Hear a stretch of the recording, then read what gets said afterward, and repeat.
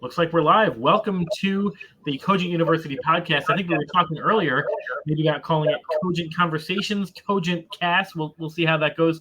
I'm your host until further notice, Dr. Christopher Salute. This is brought to you by Cogent University and Cogent Infotech. Super excited to be having conversations. Today's conversation is going to be on internal mobility versus leaving your organization. What's the better way to kind of mold your career? And I'm so grateful to have one of our friends and colleagues, Bruce Matos. Bruce is the talent director or corporate director of talent acquisition at Phoebe Health. I'm terrible at introducing folks. I'll introduce myself after.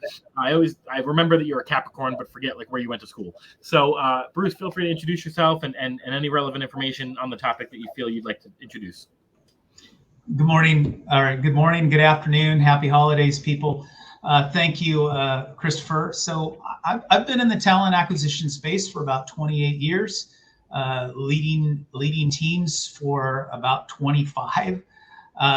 Most recently, or maybe the last 17, 18 years, it's been specifically in healthcare and higher education. And I've worked with people, helped them develop their careers, and this is becoming a fantastic topic to think about as we've come out of a pandemic and as we've seen some major shifts in the workforce due to generational components. So I'm excited to talk to you and the people on this podcast to share a little bit of insight and thoughts. So thank you. No problem. We're excited as well. And I think this will be a conversation that's both helpful for the employer and, as you know, Bruce, and if you're just tuning in for the first time here, for our graduates as well. So we tend to work with a lot of young folks here, and young folks tend to be my specialty. So I'll introduce myself. So I'm the host of the podcast. I'm Christopher Salute. I spent about 10 years in human capital, talent, training, acquisition, that kind of stuff. Then went on to spend about 12 years in academia, left as the dean of a private institution, was the associate dean or dean of 3 different private institutions. And I'd like to think at some point I was probably in touch with young folks. I don't know if I still am, but now I'm the director of talent placement here at Cogent University. What I love about our program is that we help build, real skills after a student has graduated from their university. We help bridge that skills gap to provide real tech skills so that a graduate can go and be a much more relevant and productive part of the workforce. So really excited to have you, Bruce, and we'll talk about how this kind of came about, and then I'm happy to hear your kind of thoughts on this. You and I were chatting, Bruce, about what internal mobility is and how you value your workforce, and you spoke specifically about healthcare, which I'd love to hear a bit on. But I had brought to your attention that there was a TikTok, or now there's a few of them, and the general understanding of the one that I saw was, people tell you not to switch jobs very often, stay with a job and make sure that you're building a career. Well, I switched roles and organizations.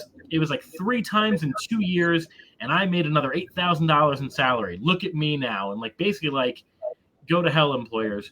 And it was a really arrogant kind of take on it that I didn't like. But moreover, I hear that from a young person, and I want to put my coach hat on and my mentor hat on and go, you have no clue what you're saying. And I'm not even offended by what you're saying. I'm concerned for you. What were your general thoughts when you had kind of seen those? Well, I think it does concern me because we're focusing on the money, and we're not focusing on the long game. And we need to start thinking about the long game. We need to have people that are entering the workforce think about how they can impact it. Yes, your first job may not be the right fit for you, or it may take you a couple jobs to get there. But to go on and have people brag about it in the social media setting about the job hopping, that, first of all, that's going to stay with that person forever if that video gets shared and circulated. And it would have, I as an employer would be concerned about having someone like that on our team and going through the motions to hire and recruit somebody. So I think that it's one thing to go through trial and error and find that right fit for you, find the right company. But I think as we get back to some normalcy in our current day and age, it's thinking about what's the long game, where do you want to be, and how do you build towards that. And the other thing is does the company that you're working for give you the opportunity to grow internally, grow laterally, grow upward, and even move around. So I think that's why I love seeing. I saw about maybe 4 or 5 TikToks on this, and I love seeing it because it gave us some thought to talk about. But I myself, like you, do some career coaching within several communities, and this is a big concern for employers, and people wonder why they can't get a job. Yeah, no, I agree. So I jotted down a couple of notes while you were talking. You talk about social media staying with you. I made a mistake. I was with a startup a couple of years ago, and I was the subject matter expert and building out this team. And I made the mistake of sending out an unpolished email to about, I don't know, 5,000 people. And a lot of them were personal and professional contacts. And when I realized, somebody showed me the mistake that I had made, I then made a joke on LinkedIn that said, hey, some of you may have gotten an unfinished email from me. I'd like you, and it was all from me. I made the joke that, don't worry, I fired my intern who misspelled the whatever and blah, blah, blah. And I thought it was kind of a funny way of saying I'm a fool. But a couple of folks were like, don't joke about firing your intern. And that really stuck with me for a couple months. Like, here, I put this thing on social media. The other thing that came to mind when you were talking about, this money over the long game is this idea of delayed gratification, right? So, you're speaking to 2 young folks, and I get this all the time. I'm on TikTok a little bit. I have some followers, and people go, oh, it must be nice that you went out for a steak dinner. It must be nice that you spent a holiday away. And I said to them, I don't order fast food 3 times a day for breakfast, lunch, and dinner. I'm not Ubering everywhere I go. I'm not, I'm not ordering Amazon, products when I can fix something myself. I think there's something to be said about not doing that impulse, that 3 jobs in 2 years to understand that there's a steak dinner on the way. And the one thing that you had mentioned was the research that you need to do in your organization. Are they affording you the opportunity to do that? And they probably are. Yeah. And I think that the risk and reward of making 3 changes in the year is that person looking at the tax implications, because there is a tax benefit for not changing. You stay with your employer after June because you paid out the majority of your taxes. If you change a job, you're going to start over with your taxes. The other thing is your benefit contributions. If you're taking medical, vision, dental benefits, that's also there. So, switching jobs, you really do need to think it through. Now, the big buzzword that's out there is toxic environment. And I ask people, when I talk to them, what makes it toxic?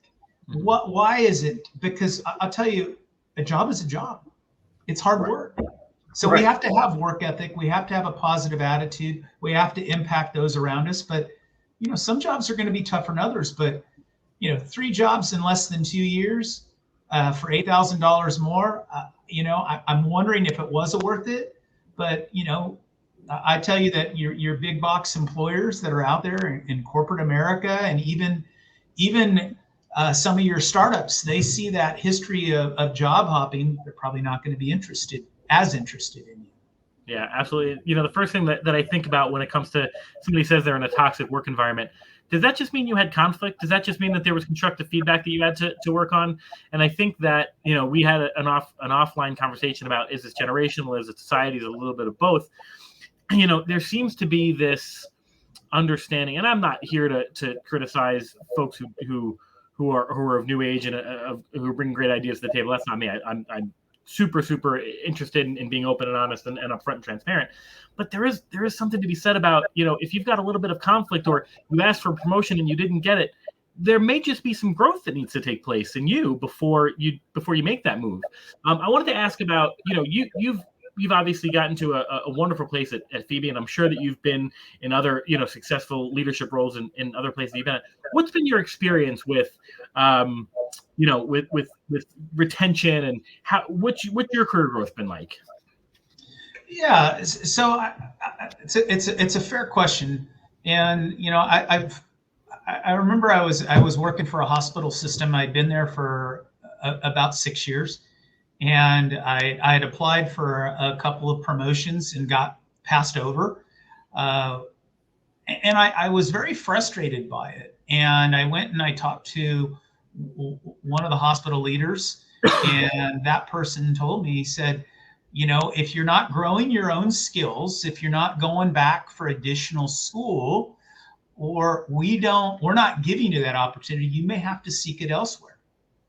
But I'd also been at a point where I was there for 6 years. And so for myself, that next opportunity was somewhere else. And, to that person's credit, I had been upskilling, I had been taking other things, but I looked at it differently. Maybe the people were better than me that were getting those other jobs. Maybe I wasn't ready, or, some people here, that's not in God's plan. Maybe that position wasn't meant for me at that time. And so I did find another position. I did leave the organization. And interestingly enough, I spoke to that same leader a year later, and they said, we made a big mistake in not promoting you internally. And I thought that was a great compliment. And I still stay in touch with that leader today. And I do look at that person because they did open my eyes that sometimes you do have to leave. But I didn't make that move after 6 months. I didn't make that move after 9 months, after a year. I waited.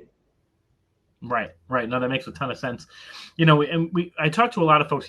Cogent University really focuses on entry-level talent, but we do have a lot of folks who do staffing as well. And I speak to a couple, at least once a month, a client who says, I really need your staffing agency to help me fill this role. And I go, tell me what happened. So how long have you been looking? And a lot of times they say, well, we had somebody that we didn't promote, and that person left, and now we have to fill their role. And I'm thinking, what are the skill sets? And they're kind of like, well, it's kind of the skill sets that this person has. And they're kind of kicking themselves in the butt for not doing that. Sometimes you don't know what you have until it's done.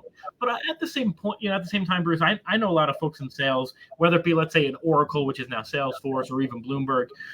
These are the top of the top, sales organizations. You could have a 1% staff and just not be able to get your head above water. But you can go to a smaller company who would be thrilled to have you in a director role, or even just a senior level role, because you've been trained so well. So, but to your end, that training doesn't happen in 6 months. The same way you don't fall in love in 6 months, you fall in love in 6 years. These things take time to build, and challenges and all that kind of stuff. Yeah, but my wife will tell you love at first sight is real, but it takes work to build up to that product and get it to where it needs to be. And I find it fascinating that when I am talking to people, they're looking to make a move 9 months into an organization because they feel that they've hit a ceiling.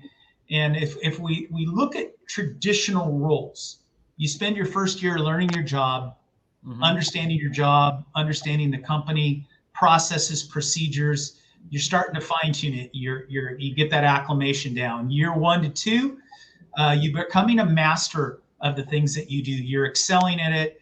You're creating new processes. You're advancing. You're upskilling, and you're making it a better place. And year 2 to 3, that's where you've kind of started to rewrite the book, and you're at the top of your game. And we look at organization and people development at that 2 to 3 year. That's also when people start to look elsewhere, because maybe they haven't gotten an increase salary wise. But I've looked at my growth, and you'd ask that question. One of the things is every year I'm participating in different webinars. About every year I'm getting a different certification. People have asked me, well, are you going to get your PhD? And I'm not sure if I need that at my career level, but when I'm coaching people, it's like certify yourself as some level of expert in your field of study. So if you're doing cybersecurity, get your CISA. Right. If you are a compensation analyst, go get your CCP. If you are an emergency room nurse, go get your CEN. So there's a lot of those stepping stones that you can start to get after being in your role 1 to 2 years. That also helps set the table, and it gives you that recognition. Hopefully your organization rewards you for it. Yeah, no, absolutely. So I want to touch on 2 things that you mentioned. I think continuing education being so important. And I think there's a difference between accolades and education, right? Because you can go ahead and get the PhD, and I know a lot of PhDs who don't use a single thing that they've learned, and a lot of folks who get stack certificates who are super valuable to their organization. I will say this: when you're being mistreated at a restaurant, saying I'm Dr. Bruce Matos does feel a lot better. So if you want to get the PhD, that would be the reason. Our producer behind the scenes have put this conversation starter on the screen. I wanted to touch on that. So now we've talked about on the employee side, right? We think that we'll touch on a little bit more. There's something generational, societal that says employees are just not feeling the job market. We'll talk a bit about that. What can employers be doing to let folks know you are valued? We want you here for a long time, and we're going to continue to do that for you. Have they been doing it? We haven't been taking it to heart, or have they not been doing it? Do we need to revamp it? What are your thoughts? I think that companies have been entering the employee engagement space about the last 10 years. And I think we've been slow to adapt to new generations entering the workforce, especially with your millennials, where it is heavily about engagement and wanting recognition. And I think the programs, we just haven't caught up with our new workforce. And so you're seeing a lot of it. So the struggle is engagement is very reactive and it's not proactive. There hasn't been strategy or planning behind it. And for example, if you look at the hospital world right now, the biggest challenges coming out of COVID is many hospitals haven't really done a lot with their compensation models. And you have nurses and other clinical folks going and taking travel jobs because the money is that much better. Right. Now, hospitals can't charge patients more money and get more out of their reimbursements, so they're in a pickle. And so now they're looking at their internal employee engagement and training managers on how to talk to staff. And 3-4 years ago, companies were doing crucial conversations, and now you're seeing what rewards can we give staff, and then can everybody do remote? Can we do hybrid? How much time do you want off? And so it's very reactive. And so I think employee retention was exacerbated during COVID when probably half of the United States workforce was forced to go home and work from home. I watched my wife teach 30 transitional kindergartners from a Zoom call for about 4 months. And that was a wow moment because it was parents behind putting the kid in front of the camera to do activities. And I was amazed at watching it. I tell you, some teachers out there are total saints for how they kept that above water and kept students engaged. But employers, I don't think many of us were ready to go 70-80% remote. No. And in the hospital world, you got to be with your patients. So all of your clinicians are there. Meanwhile, all of your support staff, they get to work from home. Right. So I think that now that we're coming out of that, I think that companies are scrambling to have, what can I buy? What product can I put in place? And it all starts with how we treat people and how have we trained and developed our managers. And it really comes back to just listening to our employee base and listening to our managers. And I think companies had better rapidly adjust to this. Otherwise, you're going to continue to have ridiculous turnover cycles. Right. So you mentioned the one thing that struck out to me was, what can I buy to fix this problem? And the reality is it is a people problem, right? And so I'm reminded of that meme. I don't know if you've seen it, but employers say to the employees say to the employer, I want to be valued. I could use a raise. I'd like to be told that what I'm doing is good. I'd like to find some enrichment. And the employer comes back with, the best I can do is a pizza party. I'm sorry. But it's true in that there's so many, we want to put a Band-Aid on these things. There's the old saying, right? You spend more time at work than you do with your family for the most part, at least when you're early on, you're trying to find that balance. And yet a lot of it is just work, and not necessarily finding the fun and the enrichment. And nobody's to say that work has to be fun all the time, but we can make it fun by treating people like human beings. You said something else that now I can't remember, but we can move on to the next one and see if it clicks. We talked about this a little bit in the beginning, a little bit offline.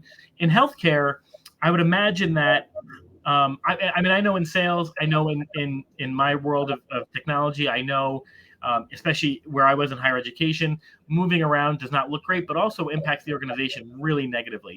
You think about an admissions team, for example, at a university. When your admissions representative, which happens often because they're young folks typically, moves from university to university 3 times in 5 years, the person that they recruited to that university looks for them to say hello the first day of classes and isn't there. And it really does impact the student, and it might put a sour taste in their mouth. What do you find in healthcare? Do you find it to be detrimental? Does it not really matter? What are your thoughts? Well, one of the things about higher ed, healthcare, finance, regardless of industry, it's building that team concept. And you have multiple multidisciplinary teams there to treat a patient. And if you're constantly having a new person, a new face into that mix, you're constantly having to get adjusted to new people. And when you have teams of groups of peers, so you go to the emergency room, for example, that's the gateway to any hospital. And you need to have consistency from your technicians to your nurses to your advanced practice providers to your everybody in that chain that's going to touch a patient. They get in a groove and they know each other. And when you take that away and are constantly putting somebody new into the mix, it can lead to dissatisfaction for other staff members, but at the end of the day, are you putting patients at risk? Right. Because you're constantly training new people. And that's what hospitals, those are the big things that are on the hospital ticket item right now, is how can we keep people engaged? How can we keep our shifts intact? How can we get people to be an engaged team? And I'm proud to work for an organization.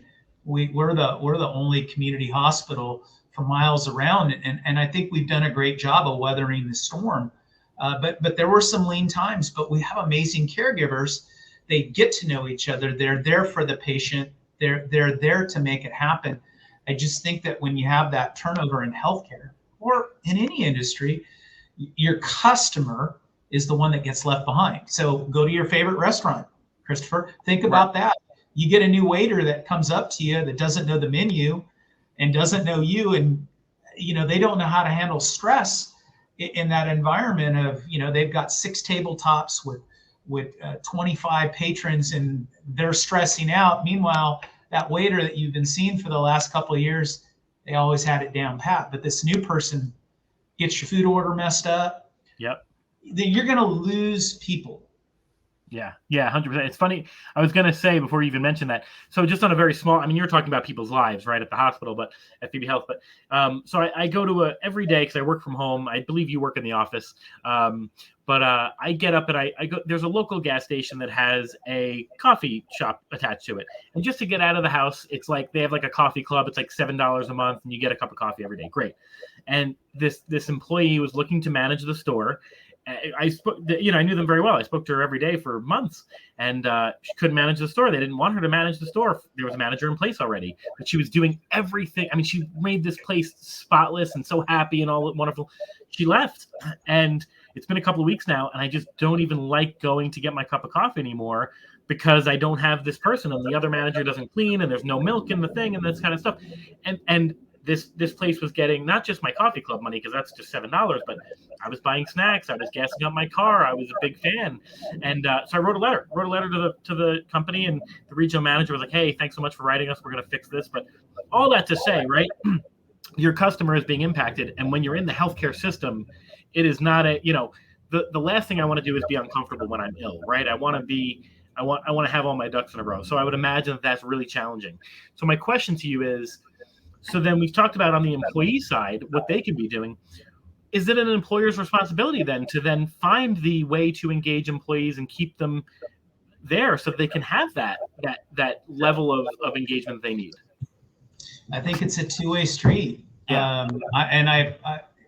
We've got to come back to self-accountability and self-responsibility. The two things that you and I can't train for when we look for talent, when we're pulling from students or when we're employing people, is work ethic and attitude. And at the end of the day, I think in almost any discipline, those are two things that you need to look for. because unless you're doing an independent contributor and you're not interacting with customers, okay, so if you're going to go and hang high voltage lines, but still you're probably going to be dealing with a helicopter driver that's going to drop you in. But you think about consistency. You talk about your barista. So you think about Gunther on Friends, or you think about Sam Malone in Cheers. So I got to get two different shows there. Right. People loved that person. They love that character on the show. That kind of comes back to you. And I'll tell you, we've got people that are loved in our health system. We have nurses, we have medical assistants, we have people that when we're treating, I guess, long-term patients that come into the hospital for a variety of reasons, they get used to seeing the people in the cadence. We've got one of our transporters downstairs that greets people and helps push patients around. People love him. He is one of the faces of our organization, and he's kind of that friendly Gunther, that friendly Sam that always has something positive. He works hard. He sees a piece of trash on the ground, he picks it up. So that person takes self-responsibility for everything around him and impacting it. That person also looks for his own responsibility, but the organization also takes care of that person. So it's a two-way street. Yep. We have to give the Gunther and the Sam Malone, we have to upskill them. We have to provide them with outlets to do some project work, or maybe to do some job shadowing, or, hey, you want to go from a bartender to a manager? Here's a couple classes that you can take, or here's an internal program that we have. Yeah, so I love that. No, that's excellent. So the two things that come to mind, we recently visited one of our employer partners down in Dallas, and the first person who greeted us, we were confused as to where to park, and this was a campus, a huge complex. And the first person that greeted us was the security guard, and I'm picturing a normal security guard. He's going, here's your badge, blah, blah, blah. Who are you here to see, or get out of this way. And this gentleman was so happy to be where he was. He just kept saying how blessed and how happy he was. It was so friendly. Oh, you could park right over here. Let me show you. He walked the car over to where it needed to be. And I just thought exactly what you said. I said, we need to protect this man at all costs. Give this man some projects where you can get to know the organization even better, because he could be a greeter or giving tours to junior employees, or a recruiter, talent acquisition. Imagine that level of enthusiasm on your first day of the job. So really, really enjoyed that. The other question that I have for you, or just something that we should both think about, is when you have these folks, right? Is it just money that keeps them? What do you think keeps that Sam Malone excited, other than the career growth? I mean, is it accolades? I don't want to say, is it a sticker system? Like, what have you done to make sure people know that they're appreciated? Yeah, I'm going to tell you, there's no amount of pizza parties that's gonna keep Jane or John Doe as your emergency room nurse, or as your sanitation engineer, your mechanical engineer, your help desk person, your customer service rep. You can't give enough pizza parties. So it comes back with daily engagement. It's calling people by their name. It's public accolades when someone does something right. If they need feedback or constructive, it's pulling them aside. It's giving them proper coaching. It is up to the organization to share with people what is the career ladder for them. How can they continue to grow their career? What do they need to do to move to the next level? And if someone doesn't want to move to the next level and they're happy where they are, we still have people like that, then we need to continue to acknowledge them and help them to stay at that top tier person, at the top contributor in that space, because they want to feel recognized and rewarded. So make sure you do it. And that person will become your brand ambassador for that job. And then you get to use them to help recruit people. Or if you have somebody that is thinking about leaving the job or leaving the organization, you pull them into a room with that person and you have them talk about why it's important to stay. So I think giving people stretch opportunities and providing them with growth, it doesn't have to be upward. I mean, money's a big thing right now with the 10% inflation. Hmm. So I do think that people are looking at that as is how they can improve their situation. You and I don't have the answer for that, but organizations also need to keep the relevant compensation discussion out there, Yeah. and be doing appropriate lookups to compensate people equitably. Yeah, absolutely. I think that any organization that's not looking at external data for that and wondering why their employers are leaving, that's the first thing you'd want to look at, right? But it's not everything. We have employers in our group, for example, they lose folks to these big brands who pay 20 and 30% surplus in salaries. The reality is we've seen, and I'm not going to name names, but we've seen a lot of big employers lay off a ton of people this year, and one of the reasons could be that they focus more on compensation and less on building the team that was going to get them through a tough time this year. So one of the questions that I have, so we've talked a lot about the organization, which is great, not even what I thought we were going to talk about. But so let's assume the organization's doing everything that it should be doing. What, we want to build the sustainable career at one or a few organizations. How do you do it? And I'll get you started. We talked about this offline. My kind of rule of three that my mentor had brought to me, and I think it's just a really valuable rule, and you can agree, disagree, whatever you feel. But he said to me, listen, I have a rule of 3 years. Every 3 years, one of three things is going to happen, which I love. 3, 3, 3. I'm going to change my role within the organization, which is reasonable, right? Maybe go from associate to junior director or whatever. I'm going to change something impactful about the organization. I'm going to make a big change in the organization, even if I keep the same role, whether it's a process or the way we do things or building a team or building a new department. Or number 3, if I'm not afforded those opportunities, it's then time for me to change organizations. So what do you think? What's the best way to kind of build this long-standing? I think we've both established, and I think it's fair, 3 roles in 2 years, probably not your best look. What is the right way to do it? Yeah, I think Simon Sinek, in one of his amazing TED Talks, talks about the why, the golden circle of innovation, and having people find their what is their own why, and does that connect with the why of the organization. And you talk about your mentor's rule of 3. I actually agree with that. Jim Kellenberg is a great recruitment mentor of mine. He talked about tours of duty in the technology space every 3 years. And then LinkedIn talked about it in 2008, about tours of duty every 3 years. You master your job within 3 years. And if there's not a better place for you to grow, you should be looking to move upward. Right. Or laterally.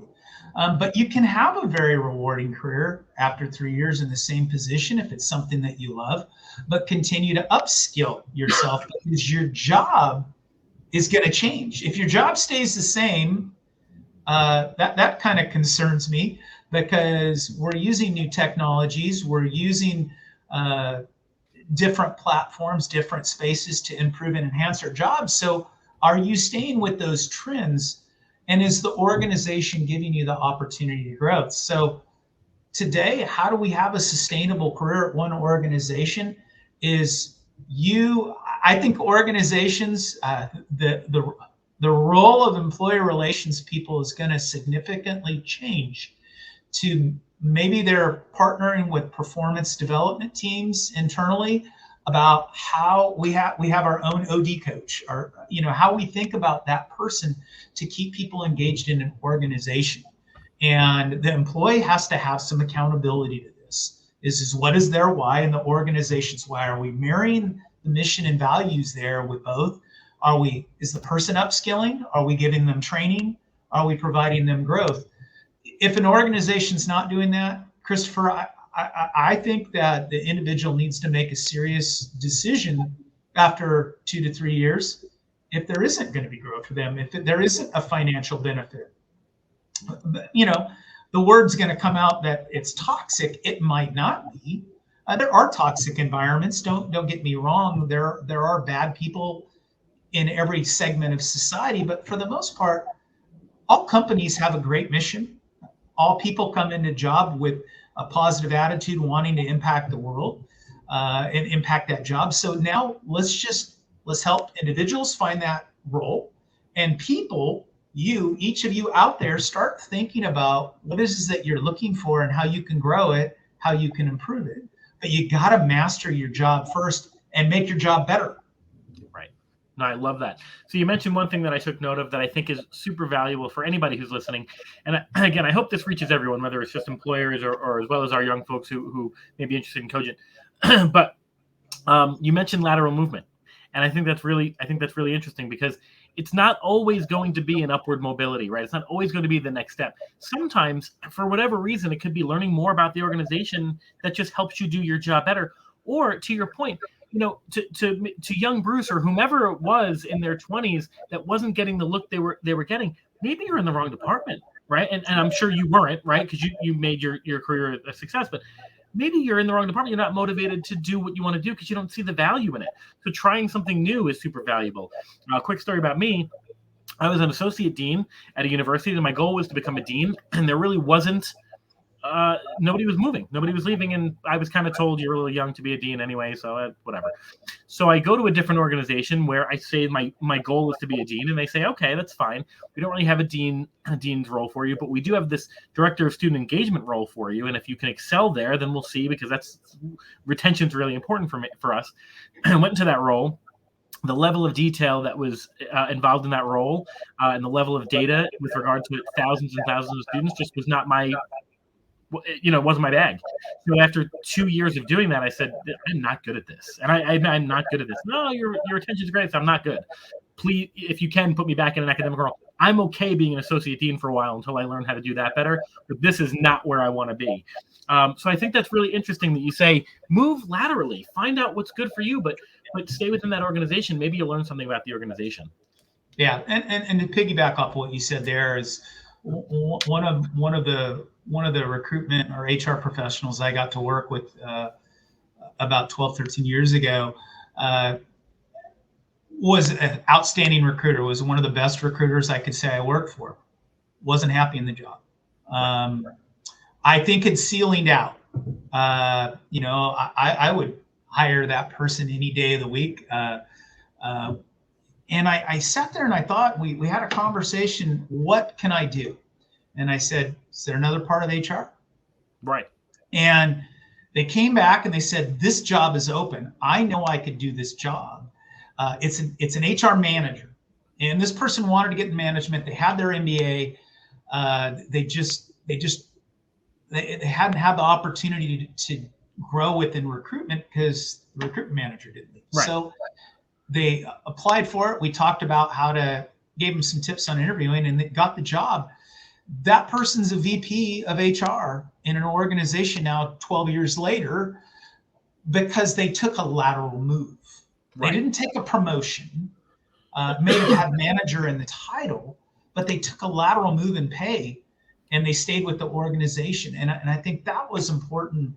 It's an important message that stay where you are and see what you can grow internally. And it's lateral. See if you can do some stretch projects with other departments. See if you can job shadow with a couple other areas. Make sure you let your supervisor know what you want to do, right. So that you're not going behind their back. But I think most organizations today will want to keep you, or they'll give you the blunt message. Right. There's no growth for you. This position taps out here. So that's when you kind of start to think about where can you go? Because maybe there's other positions in that organization you just haven't thought about. Yeah, love that. So I want to be sensitive to your time. And of course, as we mentioned, I think the general societal ADHD probably taps out around 45 minutes. So to wrap, and I could, if anybody's here to criticize, I wake up with ADHD every morning diagnosed, so I'm not criticizing the rest of the planet. So we talked about a couple of things that I want to just kind of wrap our minds around before we leave. The two questions I thought we can end with were, is this generational or is it societal, or what else could it be? And then secondly, kind of tied into that, where do we see the future of retention and mobility? Yeah, so when you look at this globally, this is kind of it's mainly a U.S. thing, because you're not seeing transitions in many other countries like this.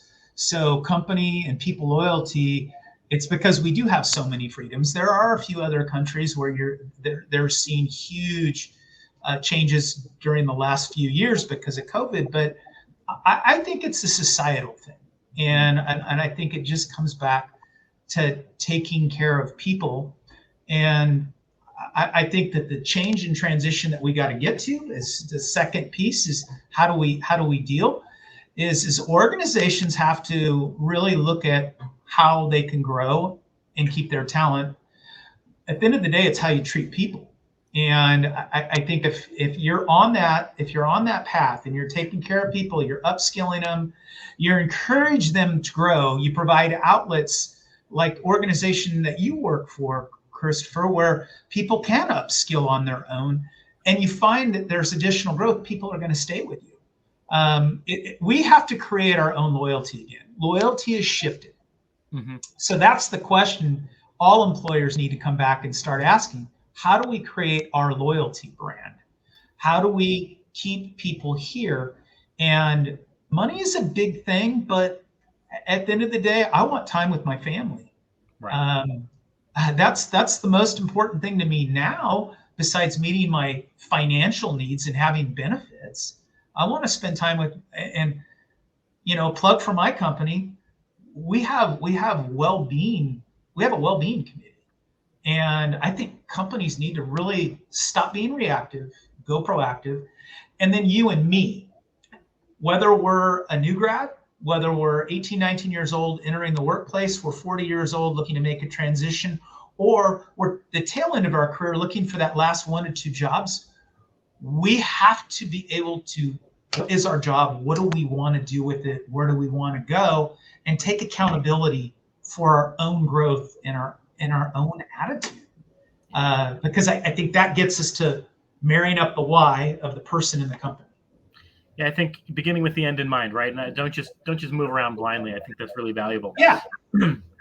Something that just kind of popped in my head, you had mentioned compensation, and I thought to myself throughout this conversation, compensation is important, but if compensation were the most important thing with regard to, career mobility and sustainability, we'd all be doctors and investment bankers, right? So there are reasons that we have folks who love education. There are reasons we have folks who work for nonprofits. The reason that folks who work in healthcare, which is middle of the road, or sales, which can ebb and flow. You love what you do. So as we kind of think about the end and what the future of our workforce looks like, I think there's a lot of things to consider, and maybe we don't have the answer today, but I think about our return to the office and if that's healthy. I think personally, psychologically, while I love having my sweatpants on most of the day and walking my dog whenever I want to, as a natural extrovert, this is great. Love talking to you, Bruce, but I don't really get a lot of that, unless it's a sales call, and then it's like, either you're accepted or rejected throughout that call. The water cooler talk, as long as it's not toxic or terrible, is a great place to start. But that's just one thing, right? You mentioned the well-being committee. There are so many campuses around this country that are not being used right now. They have well-being centers. They have MDs on call. They have fitness centers, which don't get used as much, but they have daycare. They have luncheons and celebration of holidays. One thing that I loved about working in corporate and then again working in academia was the diversity of my fellow employees and celebrating those holidays with them, which I can say Happy Diwali to my employees here with Cogent, but I don't get to celebrate with them. So last bit of if you have any advice for the future of work or any thoughts on the future of work, where would you say we're headed? Yeah, I think where we're headed is not everybody's going to be TikTok famous. Not everybody's going to be a top contributor, making $3 to $4 million off of their clicks a year. I think most people are familiar with Michael Jordan. Not everybody is Michael Jordan. Right. Michael Jordan is a once in a lifetime situation. And as for creators, the top 20, 30 creators out there on TikTok and Instagram, that is drying up right. Because so many of us are entering that space and doing things. So I think the future of it is bright, of the workplace. It's just seek what you want, seek what your why is. You as a person, what is your brand? What is it that you're seeking? And make sure when you're going in for an interview or when you're starting to do one-on-ones with your supervisor, you let them know what you want to do. You let them know where you want to be in a couple of years, because that question, where do you want to be in 5 years? Well, it's where do you want to be in 2 to 3 years? What do you want to do with this position? And then me as your supervisor say, hey, here's what I'd like to see you do with the job. You need to transcend it. And that gets the dialogue going. I think that employers just need to be more flexible and be proactive. And we as people, stop being so sensitive. Sometimes you have to fail to get there. And I love what you said about getting back to it and being one of the most amazing places I got to work for was on a university campus. And nothing beats the first week of school. Nothing beats rivalry week with your sports, where everybody comes together. And I think that the more that employers can find that rivalry week, that bringing people together, whether you're extrovert, introvert, make people feel belong.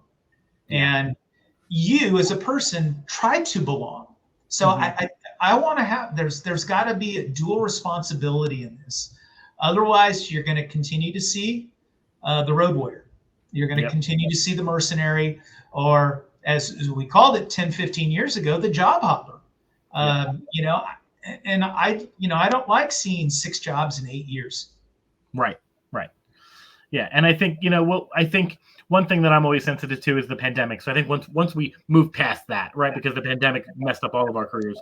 In closing thoughts, one of the best employers, one of the best managers I've ever had. We're still in touch today. Big internet company that's still around. I was up for a role that he thought I would do well at, and unfortunately I didn't get it. And he said, "Hey, tough break. They must have had a little bit more knowledge than you did." He took me out to lunch. And he said, "Where do you want to be?" And I answered that I wanted to be like one of my professors. And he said, "It's a bit of a problem for me because we don't have that. We're not an academic institution." So by the end of the conversation, he said, "Why don't we put you in a position to exit in a way that is with your integrity, so you're not what's the word, lame ducking over the next year trying to find your role. Let's put you in a position where you're happy and get out of here in a way that if you ever want to come back, you come back in a great way." I thought that was really valuable. So I think the end of this conversation is find your why and treat people like human beings, right? At the end of the day, we have a job to do, but we're all human beings. Bruce, I want to thank you so much. Bruce from Phoebe Health, is it Director of Talent Placement? No. Corporate Director of Talent Acquisition. Corporate Director of Talent Acquisition at Phoebe Health. Thanks so much. Today's topic was internal mobility versus leaving your organization. I'm your host of the Unnamed Podcast, but something Cogent Conversations maybe. And we'll be throwing this on LinkedIn, Facebook, YouTube, all the great places. So feel free to reach out to us if you have some comments, you want to talk about it. If you want to join us, feel free to do that as well. Bruce, thank you again for your time. Thank you very much, and you have a blessed day. You too. And Kartik, thanks for running the 1s and 2s below. Everyone else, have a wonderful afternoon or evening or whenever you're listening to this. Goodbye.